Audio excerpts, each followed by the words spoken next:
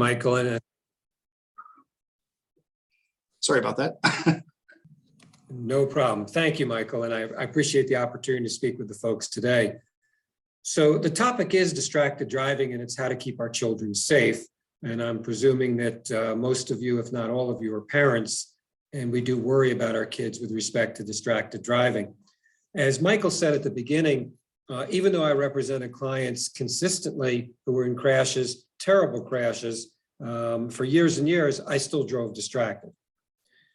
See, the attitude that I had was it was okay if I did it, but I wouldn't want to see anyone else passing me on the street doing it, because if I did see that, I would get very angry. I'd get angry. So I was a terrible hypocrite. It changed for me back in July of 2009 when my 21-year-old daughter, Casey, was killed by a distracted driver. That changed my entire life. It changed the way I look at life, and it certainly had made me a driver who no longer drives distracted. The point of this webinar, if you will, it shouldn't have to take a tragedy for all of us to give up our distracted driving. Now, maybe some of you don't drive distracted. That would be great. But I'm guessing that some of you were like I was. So that's what I want to talk about today. Casey was walking across the street, my daughter Casey, going to her summer job at the Ocean City, New Jersey boardwalk. It was a beautiful day. She was in the crosswalk where she should be, and a 58-year-old man decided to reach for his GPS without pulling over to the side of the road. He ran through a stop sign and he hit Casey, and afterwards he said that he never saw her. We got the word to go to the hospital, and we were told 4 or 5 hours later that Casey did not survive. So let me just share this PowerPoint with you now. And we'll get into this. Rosalind, I can see you. Can you just give me a thumbs up so I know the PowerPoint is up? Can you see it? Great. Thanks, Rosalind.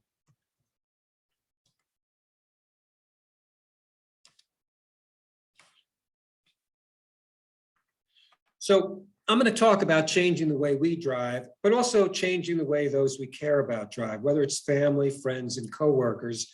In other words, speaking up when we see other people driving distracted. And if some of your parents, why don't you just tell me in the chat feature now, are you worried about your teens? Are you worried about your teens, and are you worried about distracted driving? I suspect that might be the case for many of you. But just put that in the chat feature and we'll go along, and if you have questions, just go ahead through the chat feature. I'll take them as we go along, so they'll be in context. So let me just give you some facts about teen crashes and distracted driving.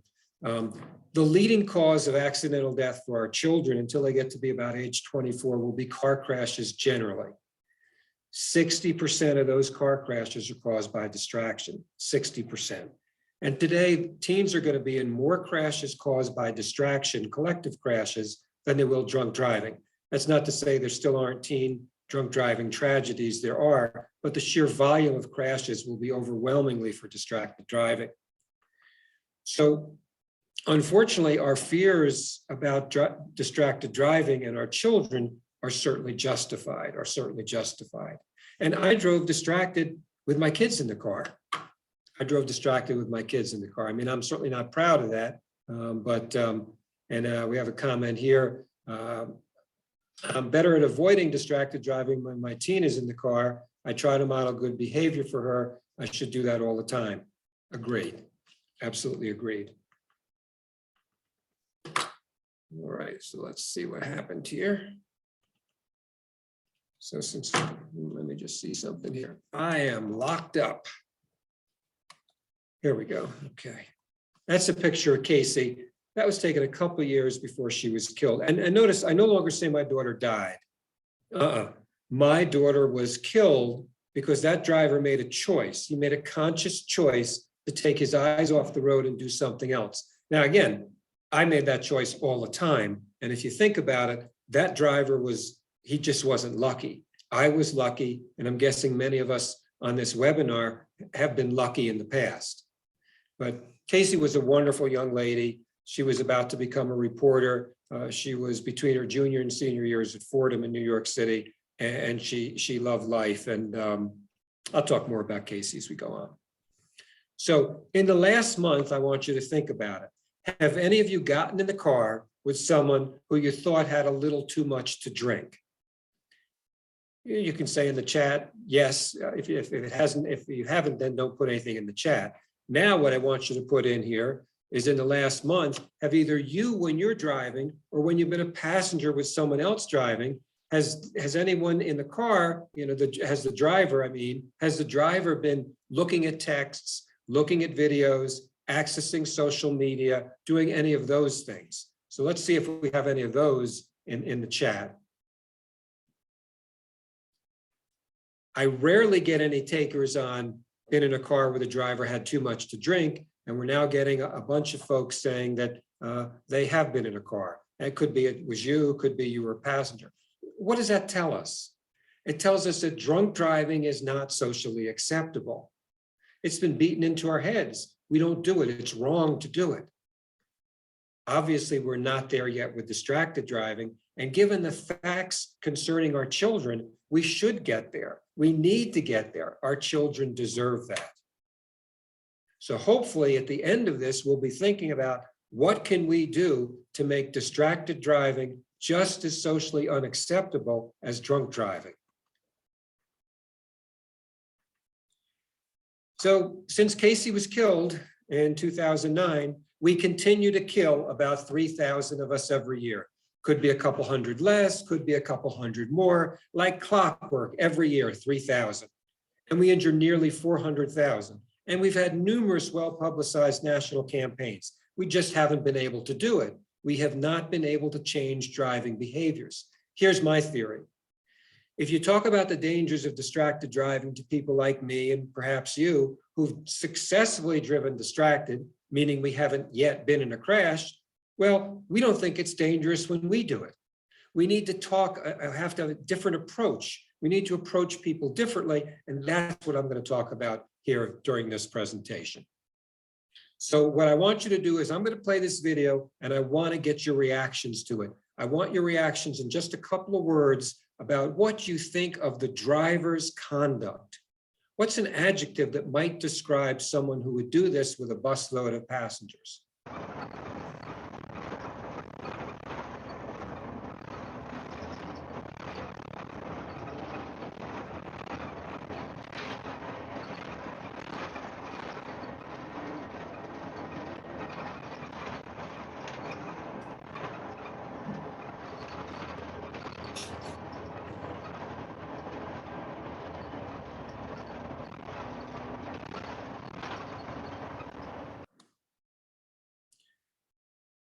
We've got a wow.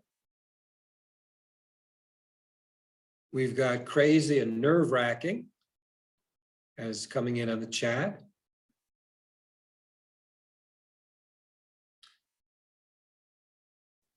Scary. What do you think about a person who would do that? I mean, looking at paperwork when their job is supposed to be taking care of the people on the bus. Completely reckless.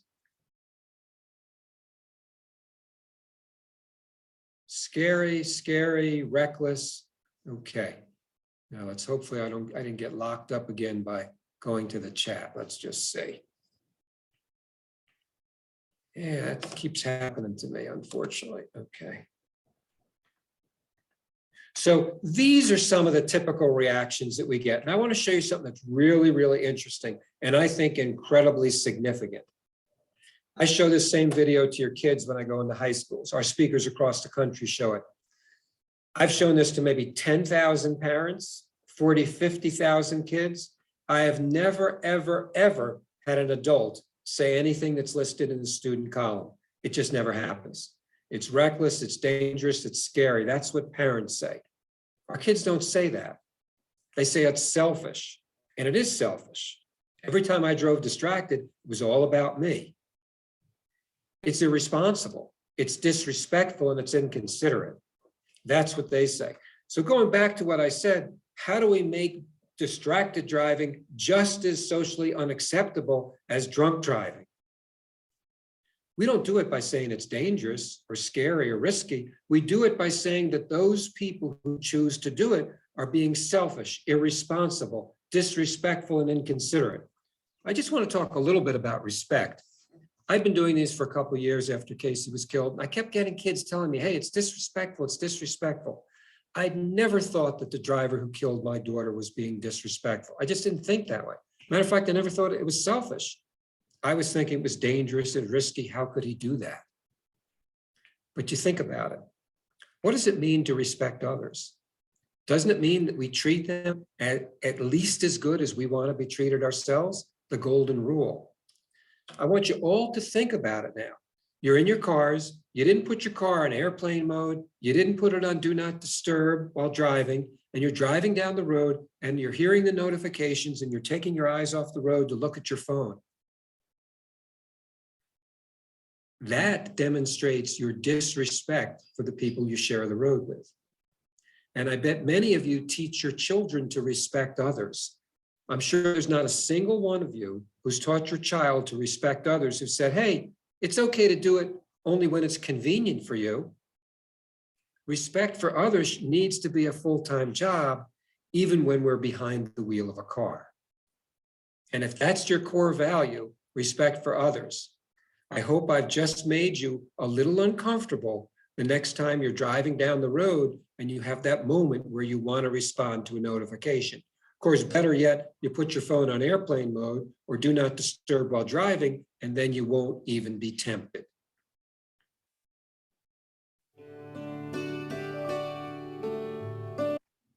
Yeah.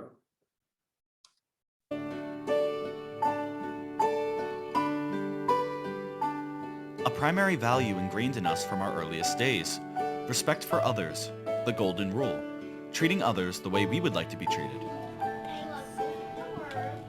We all want to be treated with respect. That's why we don't like it when we see others driving distracted. In fact, 88% of surveyed drivers said that their largest traffic safety concern is distracted driving. So doesn't that tell us something about how we want to be treated by others while on the road? Yet 45% of us read texts or emails behind the wheel anyway. Isn't it time we practice what we learned as children, especially when driving? Let's end distracted driving. It's a matter of respect. So again, just to underscore that point, this is the survey that those statistics came from. We are twice as many of us are most concerned about distracted drivers than drunk drivers. We've got a long way to go to change that. And again, we're so concerned about distracted drivers, yet we drive distracted. And if you want to know a scary fact, recent surveys show 16-year-olds will text about 31% of the time, 17-year-olds it's 50% of the time, and 18-year-olds 60% of the time. The most inexperienced of drivers doing the most dangerous things. That's why the statistics are terrible for our children. So let's just talk, again, I'm not going to talk about how dangerous distracted driving is. I'm going to talk about why we should be doing other things. Defensive driving. How do you keep yourself safe? So you're scared about all the other distracted drivers. Looking at your phone while you're driving isn't going to help you. You need to be that defensive driver. The acronym that we use for this is SPIDER. We scan the road for potential threats. Let's take an intersection. You have the green light. You have the green light. Legally, you're allowed to proceed, but you better look from side to side because those people have the red light. And if they are not paying attention and they're looking at their phones, they're going to go right through there and they're going to slam into you. Scanning for threats. You predict where threats may come from. Yes, you've got the green light. The people coming crossways who have the red light may come through it. And probably many of you have heard that if you see a ball bounce in front of your car in a residential area, or wherever, wherever homes are, that guess what? A kid is going to run into the street without looking right in front of your car. We identify visible actual threats. We decide what action to take, should we take it, and then we execute an appropriate response. To me, defensive driving is the mindset. I assume everybody I share the road with is drunk, distracted, drugged. I assume they're going to make all the wrong moves at the wrong time, and they're going to do stuff that's going to get me in a crash. Why do I assume that? Because if I assume it, I can be better prepared to avoid it. I can leave more following distance. I can be scanning. I can be looking around. Again, we anticipate people will make mistakes, That's how we avoid crashes. So I'm going to play this video. The driver of the white SUV coming towards us is the distracted driver. You can see the other two cars are stopping for the red light. SUV just goes right through it and boom. The driver of the black car had the right of way. But look what it got him. Look what it got him. Here's just another view of the same crash from a different camera. It's a big crash. If this driver was driving defensively, he would have slowed, he would have been scanning, and he would have been able to see it. It's incumbent upon us, especially when we have our loved ones in the car, to be driving defensively. And we can't drive defensively if we're driving distracted. Now, I just want to talk just for a moment or two about handheld use, hands-free cell phone use. Now, in Pennsylvania, you can still hold the phone and do most anything except texting. I know someone was from Maryland. Maryland has a hands-free law. In and around Pennsylvania, West Virginia is hands-free, New Jersey is hands-free, New York is hands-free, Virginia is hands-free. All the New England states are hands-free as well, meaning you can have Bluetooth speaker conversation. So is it safe? Is hands-free risk-free? Those three little things you see on the dashboard are cameras, sophisticated cameras, and they were filming drivers, 170 drivers in Canada. Sophisticated cameras, but they also had researchers who were trained to be able to tell just one thing. Remember SPIDER, scanning, S for scanning. They could look at the drivers, and it's easy to tell now that I'm scanning, I'm looking back and forth, but this was more sophisticated. I'm now actually scanning, but I'm just doing it with my eyes. The cameras and the researchers could discern that. What's the difference? Well, you see on the left side, that pink rectangle, that's the amount of the windshield that the drivers scan. Virtually half the windshield, a lot of scanning. On the right, no scanning whatsoever. We call it tunnel vision. What's the difference in the experiment? On the left, people were just driving. On the right, they were driving and they were having hands-free Bluetooth cell phone conversations. When we add that cognitive task, that extra task of having a conversation with someone remote from the vehicle, a cell phone conversation, adding that extra demand on our brain just stops scanning. It's something we really don't have control over. We just stop scanning, So hands-free, it's not the holding of the phone that causes the distraction, it's the mental engagement with the phone. Now, at this point, some people might say, well, isn't it safer to do that than to be looking away from the road at your phone? I guess under some circumstances, but the problem with hands-free is we tend to linger on the phone. We linger, we talk. So I can't tell you what to do. You guys have to make your own decision. And maybe some of you have even experienced being on the phone, hands-free. You arrive at your destination and you say, whoa, you don't remember the trip. You don't know how you got there. You were cognitively impaired, but you made it successfully. Now, for our kids, they don't like to have phone conversations, as we know, so they're really holding the phone, whether it's TikTok, texting, Snapchat, Instagram, they're holding it and looking at it. Now, just to answer a question that sometimes people ask, well, what about having a conversation with someone in your car, like a front seat passenger? They've studied that and they found that unless it's a crazy, wild, emotionally laden conversation, it really does not increase distraction the way having a conversation with someone remote from the car does. So that's just a choice you're going to have to make. All right, I want you to think about this, because even after Casey was killed, I would still look at my phone at stoplights. I figured, hey, you're stopped. What's the difference? Now, occasionally I would be at a stoplight, I'd be looking at the phone, and I wouldn't see that the light turned from red to green, but my friend behind me would honk and let me know. Okay, so I want you to think about this. How long will it take you? You've come to a stoplight, you're looking at TikTok or whatever you're looking at, a text, and then you look up, the light turns green, and you start to proceed. How long do you think it will take for you to have the same level of attention that you had prior to looking at your phone? After you put your phone down, do you think that you are going to have some period of recovery before you're fully engaged? These are the choices. So just think about that for a second. Just think about that, and then I'll give you the answer here.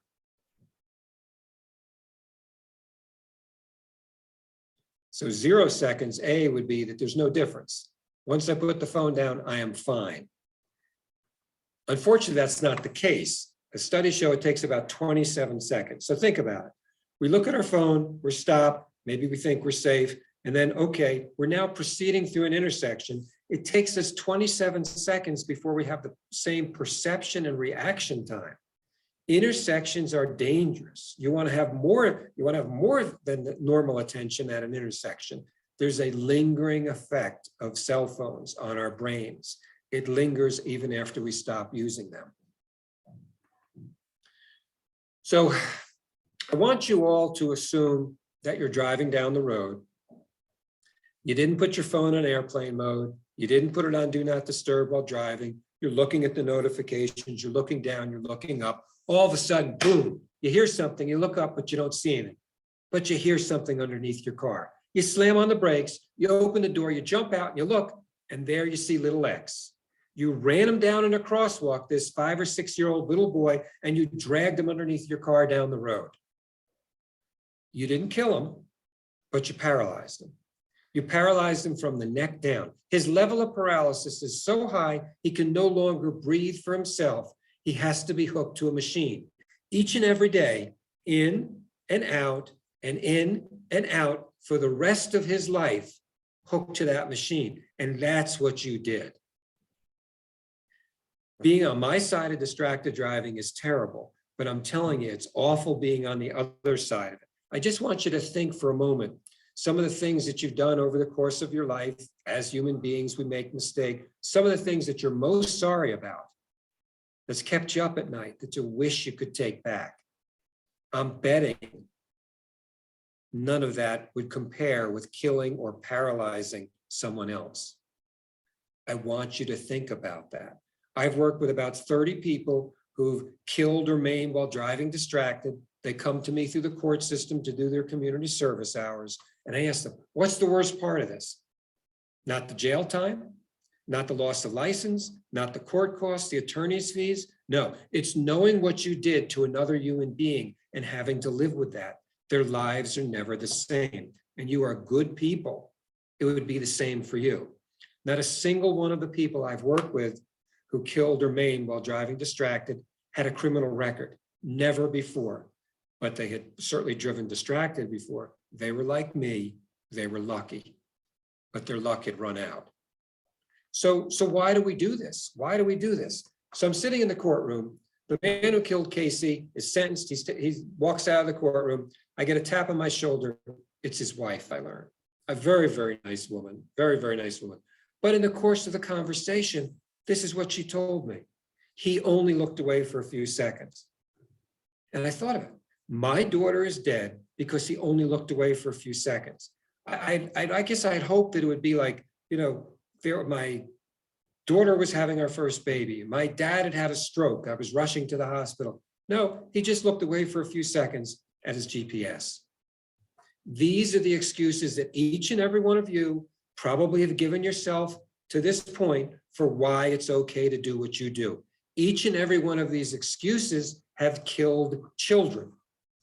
Let me just show you this. And I want you to think now, if you would, what your children's favorite color is.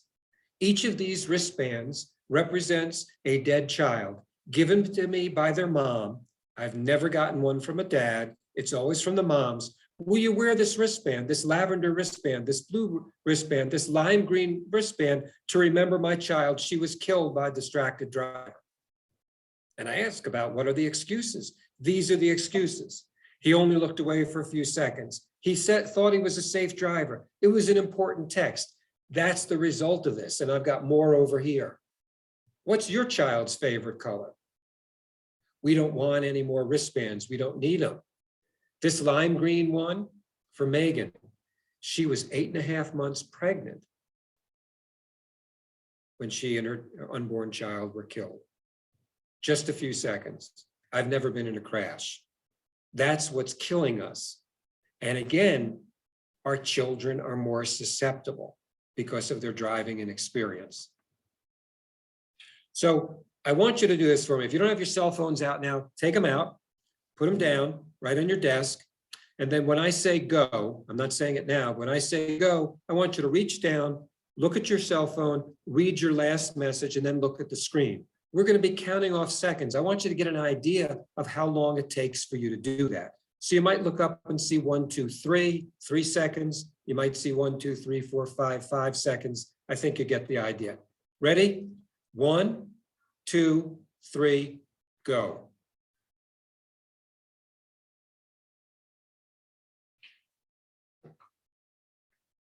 And then if you would, in the chat, just tell me how many seconds it took. Just tell me in the chat how many seconds it took.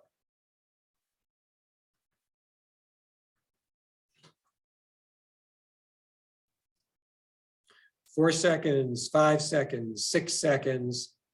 Okay. All right. So let me just give you this little piece of information. For every 10 miles per hour a car is traveling, we go 15 feet per second. 10 miles an hour, 15 feet every single second.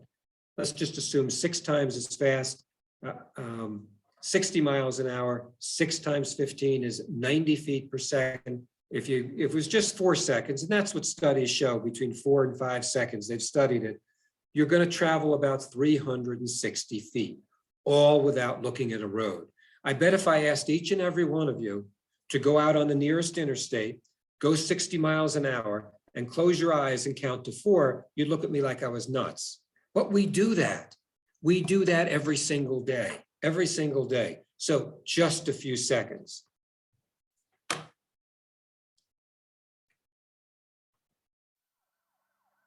Yeah, let me just stop this one. This young lady had her purse on the front passenger seat. She was driving alone. She wanted something from her purse. She could have pulled over to the side of the road. She chose not to do so. She continued to drive. After this crash, where she almost kills this pedestrian, she says, "Hey, but I'm a good driver. I've never been in a crash before." Think about that. I've never been in a crash before. Think about that as an excuse. How valid an excuse is that?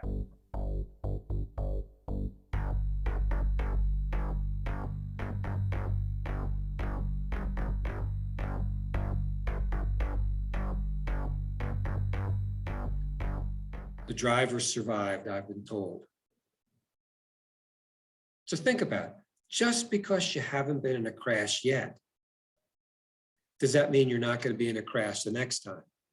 And you could ask those 30 folks who I've worked with through the court system about that.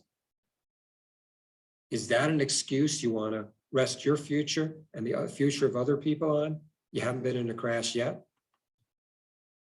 So today I'm a safe driver. Before my daughter was killed, I was a lucky driver, and I know the difference today. I know the difference today. It's a choice to be a safe driver or a lucky driver. I'm also a respectful driver, and I wasn't before Casey was killed. Today, if you or your loved ones are on the road anywhere near me, I'm pledging that I'm paying attention to the road. I have no temptations from my phone. It's on do not disturb while driving. I'm giving everything I can. I'm being a defensive driver. I want the same from you. I want the same from you. Maybe I'll make a mistake driving, and if you're driving defensively, you can keep me out of a crash. You think about it, we are all in this together. Everybody has people who love them and want them to get home safely. We're all in this together. Respect and being a safe driver. It's a choice. So let's get back to our kids now. Parents had agreed to have their cars outfitted for a research project. So one camera was on their face. You'll see what they're doing or not doing. And the other, you can see what's happening to the road in front of them.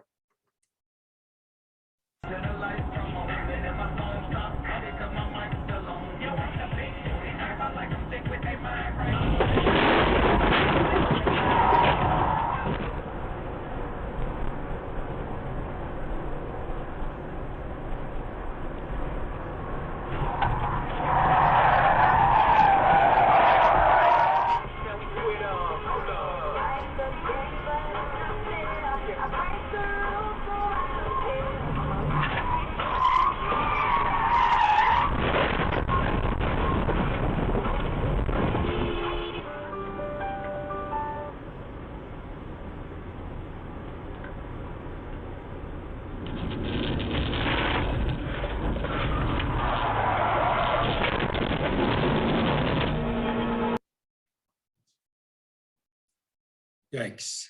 Yeah, it is yikes. Just a few seconds. I want to just talk briefly about the move over law. Last year, I started working with first responders, police, fire, tow truck folks who come and help us if we're out on the highway.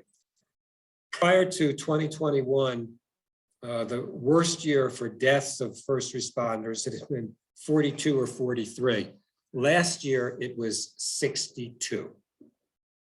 This year, it's already up to 18. And I believe earlier in this week, 2 Pennsylvania state policemen were killed on I-95.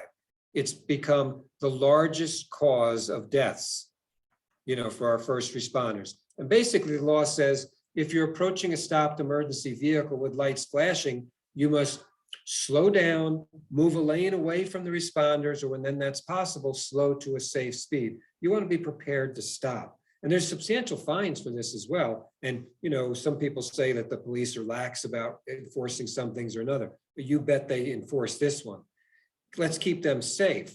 You think about it, they're out there helping us. And because we're looking at our phones, we don't see them and we're killing them or injuring them, and tons of career-ending injuries. And think about it, with flashing lights on the road, how do you run into them if you're looking at the road? Maybe that's another reason to avoid driving distracted. So if I'm in a talk, it doesn't work so well over Zoom, but if I'm in an auditorium or a room, I'll just say, hey, raise your hands, moms and dads, if you do anything to keep your kids safe. Every parent raises their hand. I see Rosalind raising her hand. Thank you, Rosalind. Some moms are actually doing this, both hands. And then I say, keep your hands up. Now only keep your hands up if you haven't driven distracted with your kids in the car. And I have to lower my hand, and just about everyone else does too. We say we would do anything to keep our children safe, but we expose them to extra risk because we drive distracted with them in the car, and we teach them it's okay. We can tell them over and over again, hey, don't drive distracted, don't drive distracted. But how effective is that message when it's so tainted with hypocrisy? And the kids get it. The kids get it. They know that their moms and dads are being hypocrites. So sometimes when I'm doing a talk like this, an evening talk or community talk or business talk, I'm setting up my laptop, hooking up to the projector up front. Invariably, a mom or two will come down. I tell my daughter, I tell my son not to drive distracted, but they're so addicted to their phone. I don't know if they're really listening to me. What can I do? What can I do to keep my kids safe from distracted driving? Teens whose parents drive distracted are twice as likely to also drive distracted. Our children look up to us. They pick up our habits, good and bad. What behaviors are you teaching your children? What distractions would you give up if it meant saving your child's life?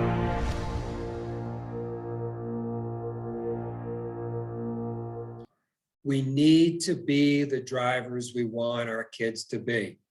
Maybe we've gotten away with it for a while as adults because we're better drivers, we're experienced, but as you know, your luck will run out. But our kids don't have that luxury.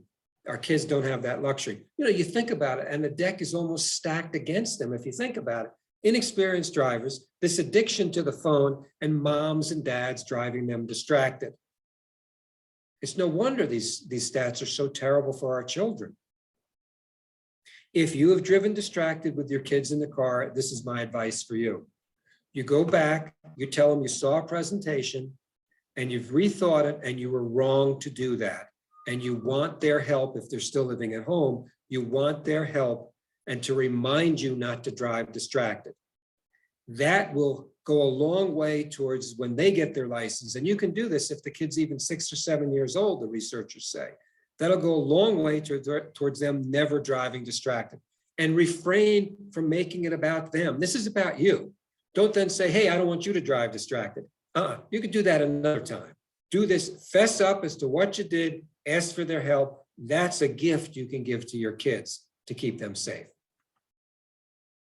I go into schools. Raise your hands if your moms or dads drive distracted. 70, 80% of the kids raise their hands.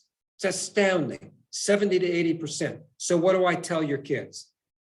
You've got a choice. Even if your mom and dad drive distracted, you don't have to drive distracted. And I tell them, if you've got little brothers and sisters, your parents aren't teaching them right. You have to take that responsibility. Tell them, even though mom and dad drive distracted, we don't drive distracted. Just think about that. We've abdicated our responsibility. We're exposing our kids to danger, and we're teaching them it's okay to drive distracted when we're telling them that they shouldn't. We can do better. Our children deserve better from us. Let me just stop that a second.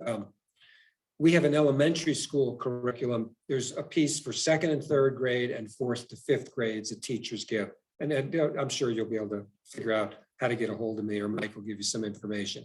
This is the 2nd to 3rd grade piece.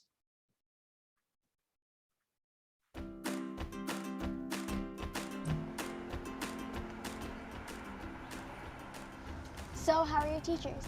Oh, I love Mr. Burke and Mrs. Smith. Mrs. Smith is the nicest person. Uh-oh. What's this? Mom's phone is a distraction, and distractions make it dangerous. My teachers right now, they're pretty amazing. We're not getting much homework. Mom!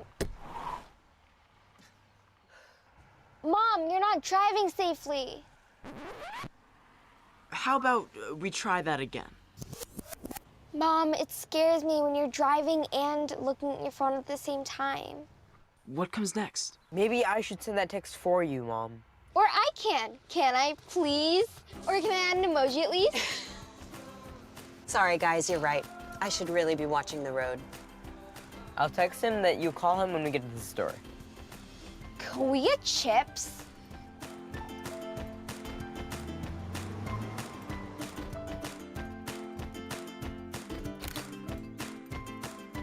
That's how you stay safe with Sam. So we have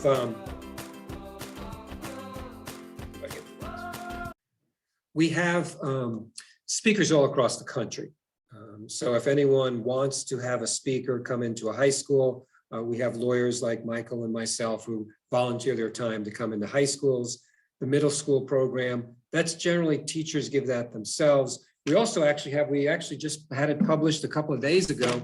We actually have this. I'm not sure how well this is going to show up, but it's a kid's picture book, and for K through 1st grade, and it teaches kids about recognizing when mom and dad drive distracted and what to say to speak up. And we have these books as well, and we're working with firefighters because they go into schools and they talk to kids about fire safety, and they don't get that many fire calls anymore. Most of their calls are not fire calls, that most of them are crashes. So they want to do something proactively in the community. So if you know firefighters or things, we can talk about that. As I said, I'm sure Mike will give you my contact information at the end. So we're teaching your kids to speak up when you drive distracted. I tested 4 groups of 30 parents, different messages on the screen, which would be the most effective. And you're going to hear the most effective in this video. I'll tell you what the most effective is. Mom, Dad, I love you, but I don't feel safe when you drive me and look at your phone. And that kind of hits below the belt, I know, as parents, because our job is to keep our kids safe. Our job is to protect them. So when they tell us that something we're doing scares them, boy, I mean, we feel it right here. But that's what we need. That's what we need to get parents to put their phones down.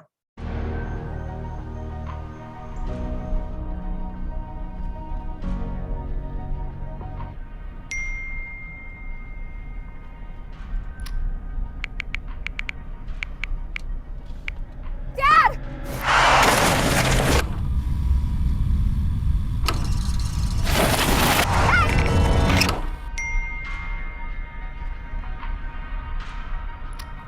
Dad, I love you, but I don't feel safe when you drive me and look at your phone. Sure. Sorry.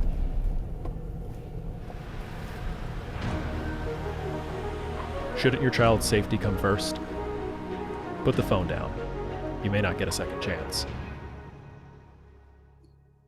We are starting to teach them in kindergarten and first grade, second and third and fourth and fifth grade, and in high school.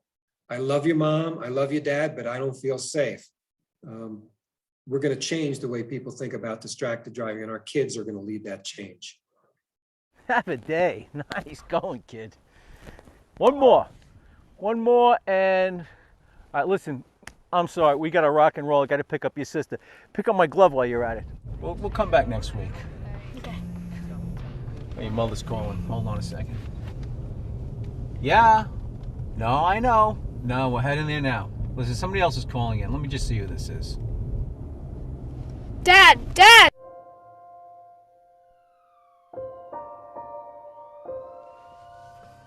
You ready, Dad? Yeah. Yeah, I'm ready.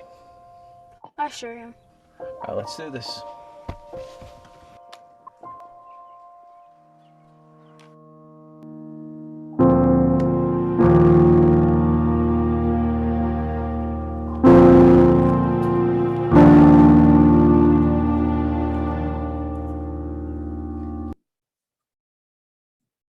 You know, after Casey was killed, and I think all parents go through this, we look at ourselves and we say, what did we do wrong? And there's this guilt. For a couple of years after Casey was killed, I wondered, did I teach my daughter well enough how to cross the street?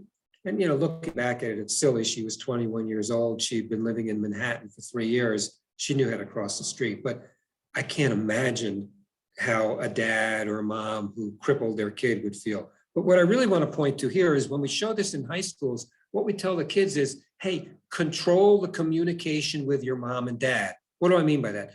You, when you get to school, if you drive to school, text, let them know you're safe. When you leave school, Mom, I'm leaving, I'm going to my friend's house. When you get to your friend's house, say, I'm safe. That's what you need to do, because I've done talks, public talks with moms who've been on the phone and their kids were answering the phone and their kids were crippled. Their kids were brain damaged. Their kids were killed.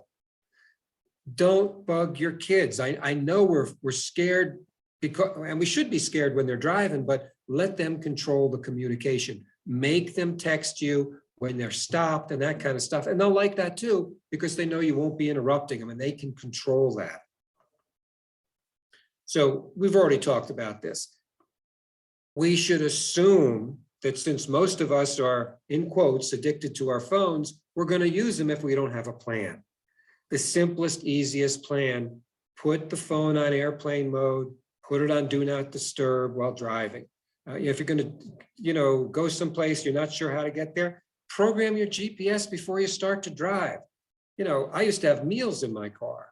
Now I pull over to the side of the road, and I do what and again, it's a sign of respect for other people and caring. Periodic stops for smartphone use. And if I'm going to drive an hour, I'll pull over safely. I won't stay on the side of the road because people are nuts, but I'll pull over every half hour or so and I'll check my messages. I'll check my texts. We can do this. We need to do this, especially for our kids. This is a face of distracted driving. This is Casey Feldman. Casey was a daughter, granddaughter, sister, niece, cousin, and friend. She was kind, caring, had a great sense of humor, lived life to its fullest, and was loved by many. She was so funny and so vibrant and so beautiful in every way. She was smart, she was intelligent, she had goals for herself, she was really grounded, and she was someone that you knew would grow up to be somebody special, somebody important to other people. Casey's life ended on July 17, 2009. She was struck and killed by a distracted driver while she was crossing the street in a crosswalk. He had taken his eyes off the road for just a few seconds. It was the first time that I ever lost somebody, a friend, and someone my age, and it made me realize that could have easily been me, that could have been my sister, it could have been anybody. Before Casey's accident, I drove distracted, and like I would let people who were driving me be distracted. I know in high school, rushing around to activities, I'd be eating in the car and doing makeup in the car. I actually wrote a speech in the car once. I was changing the radio station while backing out of a parking spot, and I hit a utility pole. I would take my eyes off the road to do makeup, to text message, to use my phone. I think definitely as a teenager, when you're first driving, you do feel invincible, and driving can become a secondary task to whatever you're doing. You're basically operating a weapon. I think that people need to realize that they're operating something that has the power to change like 1,000 lives. No matter what it is you're trying to do in the car, it's not worth it. When you're driving, it's not a secondary task, it is the only task you should be doing. We must learn from Casey's death that as young people, we are not invincible. And we learned that it just doesn't happen to other people. It happened to Casey, someone that we love and miss very much. I think of Casey lying on the roadway after her accident, and when the police officer asked her how it occurred, she said, "I want my mom." And I wasn't there to comfort her in those last moments. What will it take for us to change the way we drive? I've stopped having meals in the car. I put one CD in and I just don't change it. I make sure my purse is in the back seat now, my phone is in the back seat. If I'm driving, that's the only thing I'm doing. This is the picture I have in my car of Casey to remind me to keep my eyes and mind on the road. You could do the same with a picture of somebody that you love and care about.